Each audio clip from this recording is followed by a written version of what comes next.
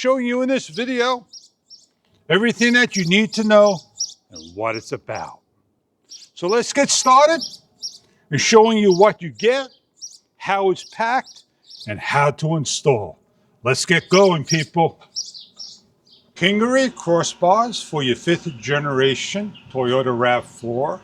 Your makes and models they have for the 4th generation and for future cars soon. What we're going to be doing is showing you the product laid on the table. It comes nicely packaged and wrapped and protected on each and every individual parts, except for the parts of the miscellaneous screws and Allen keys. Already laid in, they must be taken off on the first steps on the rear bar and the front bar. The difference between the front and the rear bar is the length. They're the A21, as you can see. They are marked left side, front side, right side, facing forward. You have here is one of the mounts marked right rear. It has a cover, an insulation that will separate and go on. It takes an M840 screw in the center and fits into the roof rails that you take the caps off, and a locking key area. 2 keys. Check online for further detail for replacement keys. What we're going to be doing is showing you a little bit further detail about the mount system and how to set up. So the first step we're going to be doing is setting up at the table and adjusting on the car and locking down. We'll show 2 ways of installing. We'll do the front one way and the rear another way. Let's get started. We have already taken off the M6 screws and laid to the side on each side. We're going to turn over the bar. We want to make sure we're working for us facing the correct way. We want to have the right on the right side and the left on the left side. We want the right front upside down. I want to show you on the system just one because both of them will have it. If you want to lubricate the key area, that is where you lubricate. Over here is going to be where you have adjustments. And this is the insulation. It will come off on some. It prevents vibration and it says front. So what we're going to go do now is place this on with the covers and leave the cover on. We're going to slide on. We're going to take the M6. We have the right angle Allen key. And we're going to line up and lock down loosely. We're going to repeat for the opposite side with the left cover facing towards the floor and lock down. We could take a drill to speed up the process by placing on and careful not to cross thread. You do not want to over tighten, you want it loose enough that you can adjust and make sure it stays in the center. The reason for this is when this goes on to the car and slides on and over the roof rail openings, it sits in there freely.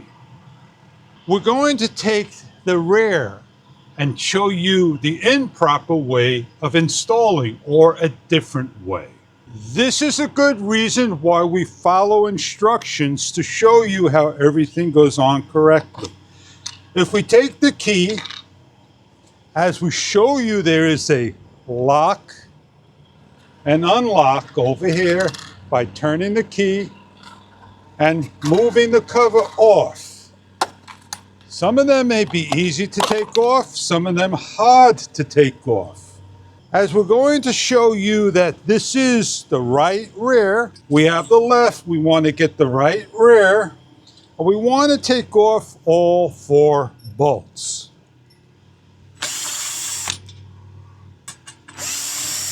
I'm going to come up nice and close again to show you that now that when we have this in the off position, how this now slides in to the area correctly, facing the right way,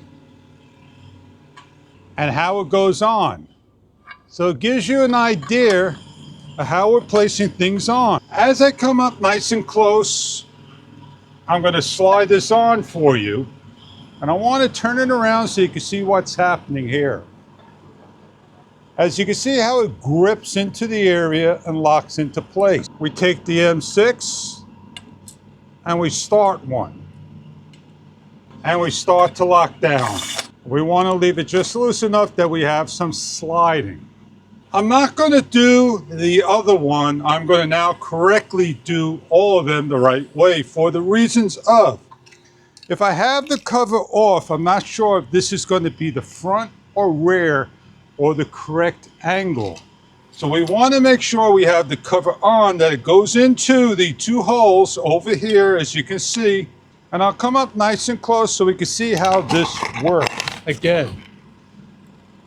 As the cover slips on into the area and locks into place, it just takes a little time to get it on there and lock down.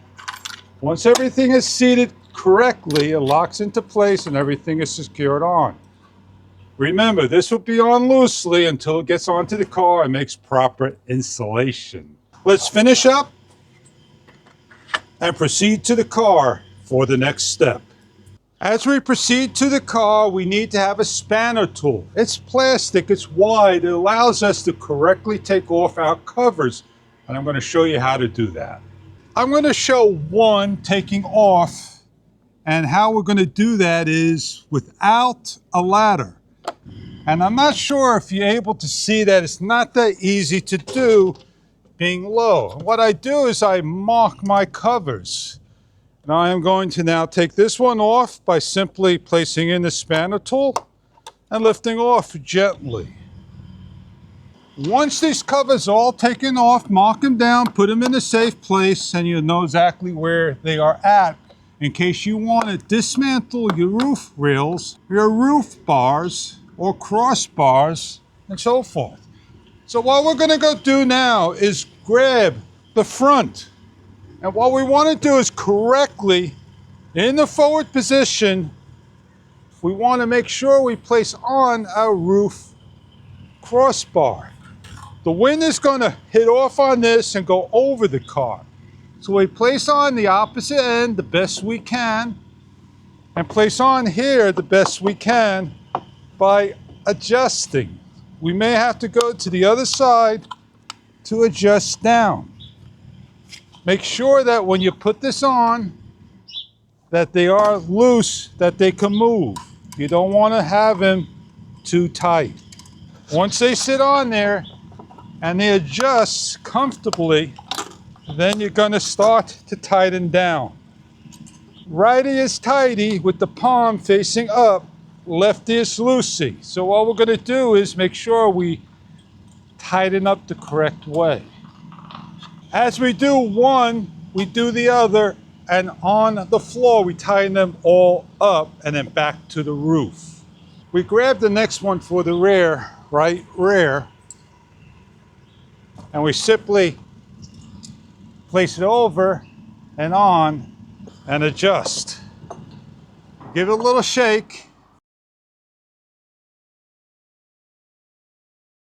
Once all tightened down and everything's off and tightened down securely, then put both roof crossbar racks on.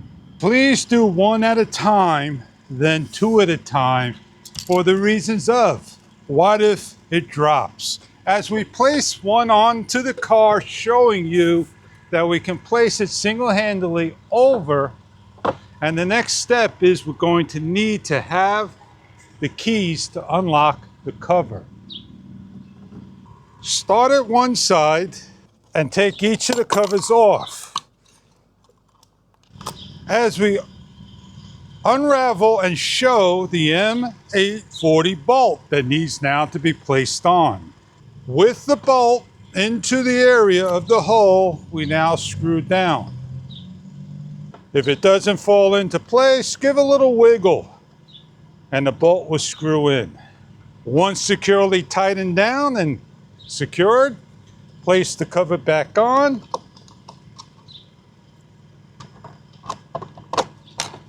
Snap the cover on and secured. Make sure this cover goes away. Removing the cover without a ladder.